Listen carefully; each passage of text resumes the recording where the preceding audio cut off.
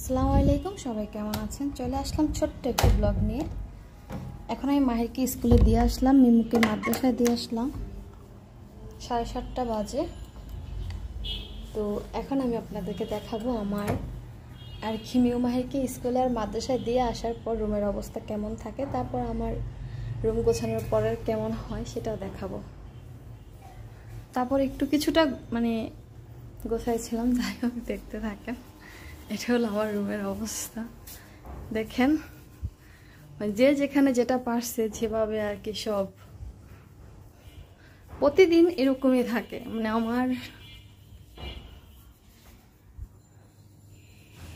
আচ্ছা দেখালাম, যাই হোক তারপর গোছানোর পর অবশ্যই আপনার সাথে শেয়ার করব। তো আবারও চলে আসলাম সম্পূর্ণ বাসাটা গোছানোর পর। তো দেখুন সম্পূর্ণ বাসাটা গোছানোর পর এখন কেমন লাগছে।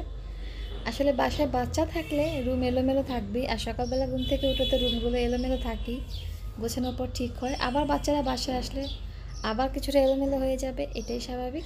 তো আমার সকালবেলা কাজের ছোট্ট একটি ব্লগ আপনাদের সাথে শেয়ার করলাম। কেমন লেগেছে অবশ্যই কমেন্ট করে জানাবেন। ভালো লাগলে লাইক দিতে ভুলবেন না, শেয়ার করতে ভুলবেন না।